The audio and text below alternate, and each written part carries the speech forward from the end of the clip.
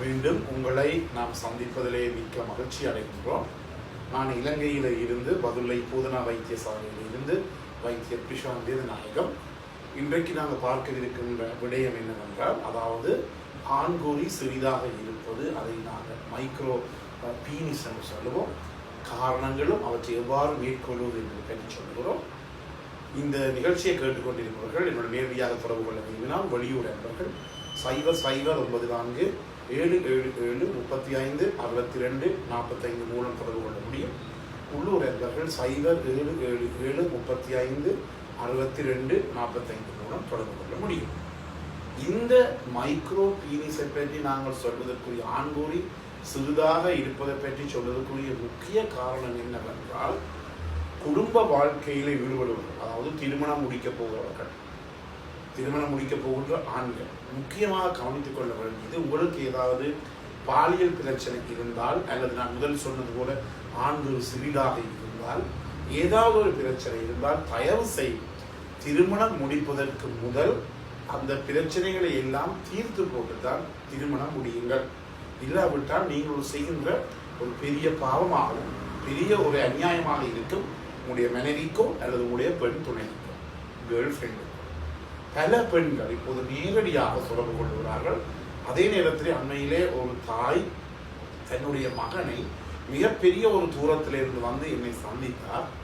அவர் சொன்ன ஒரு விடயம் உண்மையாக எனது மனதை தைத்தது. என்னென்றால், அவர் சொன்ன விடயம் என்னவென்றால், என்னுடைய மகனுக்கு சிறு வயதிலே இருந்து ஐயா ஆண்குறி மிகவும் சிறியது. இப்போது அவர் பெரிதாக வளர்ந்து விட்டார், 20 வயசுக்கு மேலே அவருடைய வயசு. என்றாலும் கூட எனக்கு சரியான ஒரு கவலையாக இருக்கிறது. ஏனென்றால், என்னுடைய கணவருக்கும் இந்த பிரச்சனை இருந்தது. அதன் மூலமாக நான் படாத பாடுபட்டேன் என்று சொல்லி அவர் சொன்னார். இப்படிப்பட்ட அம்மாமார் கூடங்களில் இருக்கிறார்கள். பல பெண்கள் சரியாக கவலைப்பட்டு அவர்கள் கணவனிடம் போய் இதை சொல்ல முடியாது. சில பேர் எங்கே இருந்து கதைக்கிறார்கள் என்று எனக்கு தெரியாது. சில பேர் கணவனிடம் சொல்ல முடியாது. கணவனிடம் சொன்னால் வேறு பிரச்சனை, தன்னுடைய தாயிடம் பகிர முடியாது, நண்பர்களுடன் நண்பியவுடன் பகிர முடியாது. இந்த பிரச்சனையில பல பேர் இருக்கிறார்கள். எனவே உங்களுக்கு தெரியும், இப்போ என்னுடைய நிகழ்ச்சியை நீங்கள் பார்த்தால் இதற்குரிய 15-20 லட்சம் பேர் இந்த நிகழ்ச்சியை சில ஊடகங்கள் மூலமாக பார்த்து கொண்டிருக்கிறார்கள். இதை முக்கியமாக கவனித்துக் கொள்ள வேண்டிய ஆண்கள், இன்னொரு பாலியல் பிரச்சனை இருந்தாலும் அந்த பாலியல் பிரச்சனையை மறைத்து நீங்கள் திருமணம் முடிக்க வேண்டாம். அது பெரிய ஒரு பாரதூரமான பிரச்சனை ஏற்படுத்தும். அதே நேரத்தில் சில ஆண்களுக்கு, நான் பிறகு அந்த பிரச்சனை பற்றி சொல்வேன், சில ஆண்களுக்கு பெண்களுடைய ஒரு குண இயல்பு இருக்கும். அதை நாங்கள் பைசெக்சுவல் பிஹேவியர் என்று சொல்லலாம். அது அவர்களுக்கு கூடுதலாக சில ஆண்களுக்கு தாங்கள் ஒரு பெண்ணாக ஒரு நிர்வகிக்கின்ற ஒரு மாறுகின்ற ஒரு நிலைமை இருக்கும். அதில் பல காரணங்கள் அவற்றுக்கு இருக்கிறது. வேறொரு நிகழ்ச்சியிலே நாங்கள் விவரமாக பார்க்கலாம். எனவே அவர்களுக்கு கூட பெண்களுடன் தான் இருப்பதற்கு பிடிக்கும். அப்படி ஒரு பிரச்சனை இருப்பவர்கள் அவர் பெண் குணங்களாக இருக்கிறார்கள். அதே நேரத்தில் நடக்கின்ற போது கூட அவர்கள் பெண்களை போலத்தான் நடப்பார்கள். எனவே இப்படிப்பட்ட பிரச்சனைகள் இருப்பவர்கள் நீங்கள் என்ன செய்ய வேண்டும் என்றால், தயவு செய்து உங்களுடைய பிரச்சனையை ஒரு மருத்துவம் கண்டு ஆலோசனையை பெற்று அதன் பிற்பாடு உங்கள் திருமணத்தை முடிக்க வேண்டும். அம்மா அப்பா பல இடங்களிலே கண்டிருக்கின்றோம். எனக்கு ஊறுப்பட்ட நோயாளிகள் இருக்கிறார்கள். தாய் தகப்பனின் வற்புறுத்தலின் காரணமாக திருமணம் முடித்து அதன் பிற்பாடு அந்த திருமணம் முடித்த அந்த பெண் அல்லது மனைவி வடிக்கின்ற கண்ணீரை நீங்கள் பார்க்க வேண்டும். ஒன்றும் விழுங்கவும் முடியாது, சொல்லவும் முடியாது என்ற பிரச்சனை. எனவே தயவு செய்து இதை கவனித்துக் கொள்ளுங்கள். அதே நேரத்தில் இன்னொரு விடயத்தை நான் மீண்டும் சொல்லுகிறேன். ஒரு ஆண் தன்னுடைய மனைவியுடன் இருக்க வேண்டிய நேரம் என்ன? காலையிலே அல்ல, இரவிலே அல்ல, நடுச்சாமத்திலே அல்ல, பகல்ல இல்லை, காலையிலே 4 மணியிலே இருந்து 5:30 மட்டும், அதாவது 4 AM to 5:30 AM. காலையிலே, விடிய காலையிலே 4 மணியிலிருந்து 5:30 மட்டும். இது அனைவருமே கவனித்துக் கொள்ளுங்கள். இதுதான் ஒரு உண்மையான சரியான ஒரு செக்ஷுவல் பிராக்டிஸ், பாலியல் நடவடிக்கை இதுதான். அதாவது காலையிலே 4 மணியிலிருந்து 5:30 மட்டும்தான் ஒரு ஆணினுடைய இரத்தத்தில் இருக்கின்ற டெஸ்டோஸ்டெரோனின் அளவும் கூடுதலாக இருக்கும். அதே நேரத்தில் பெண்ணினுடைய இரத்தத்தில் இருக்கின்ற ஹோமோனும் கூடுதலாக இருக்கும். என்றபடினாலே அந்த நேரத்தில் காலையில் 4 மணியிலிருந்து 5:30 மட்டும் ஏற்படுகின்ற அந்த தூண்டலானது மிகவும் அதிகமாக இருக்கும். அதன் காரணமாக ஆண்குறி விரைப்படைய முடியாத தன்மை, இரெக்டல் டிஸ்ஃபங்க்ஷன் எல்லாம் குறையக்கூடியதாக இருக்கும். இரண்டாவதாக இரவிலே நல்லாக நாங்கள் எங்களுடைய நாட்டிலே நாடு பிழை.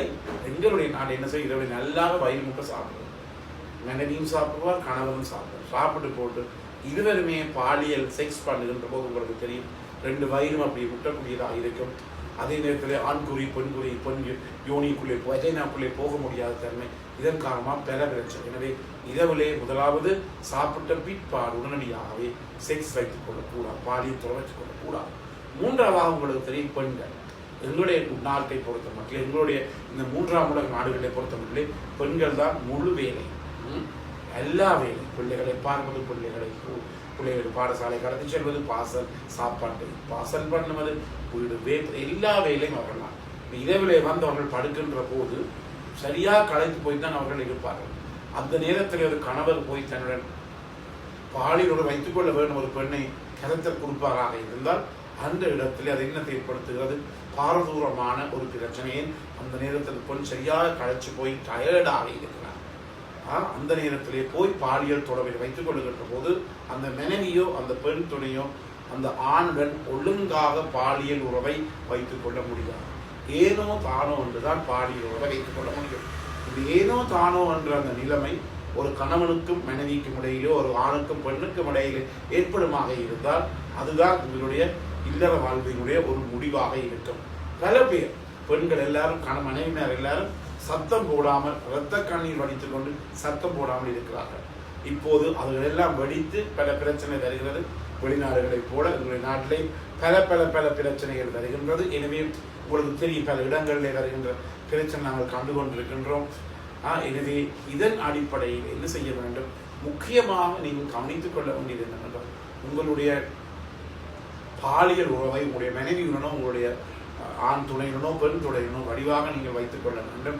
இல்லாவிட்டால் உங்களுடைய 7 மணி ஏதாவது குறைபாடு இருந்தால் ஒரு வைத்தியரை கண்டு, உங்களுடைய ஃபேமிலி வைத்தியரை கண்டு, குடும்ப வைத்தியரை கண்டு அவருடைய ஆலோசனையை பெற்று சிகிச்சை பெற்ற பிற்பாடுதான் செய்யுங்கள். ஏதோ ஒரு வற்புறுத்தலின் பேரிலே செய்ய வேண்டாம்.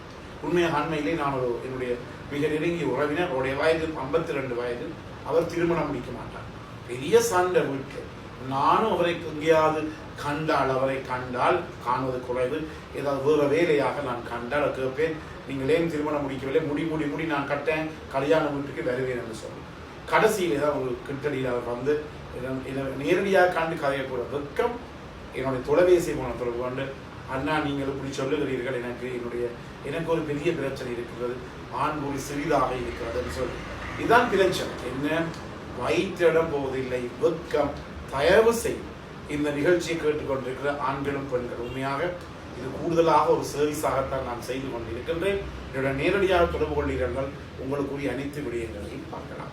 அடுத்த நிகழ்ச்சியிலே இந்த சிறிய ஆண்குறி மைக்ரோ பீனிஸுக்குரிய காரணங்களை நாங்கள் பார்ப்போம். எனவே நிகழ்ச்சி உங்களுக்கு பிடித்திருந்தால் கட்டாயமாக மற்றவருக்கு அறிமுகப்படுத்துங்கள், ஷேர் பண்ணுங்கள், லைக் பண்ணுங்கள். யூடியூப்ல இருப்பவர்கள் இந்த மணி சின்னத்தை பெல் சைன் அமைத்து சப்ஸ்கிரைப் பண்ணுங்கள். டிக்டாக்கிலே மறக்காமல் ஃபாலோ பண்ணுங்கள். மீண்டும் உங்களை சந்திக்கும் வரை நன்றி, வணக்கம்.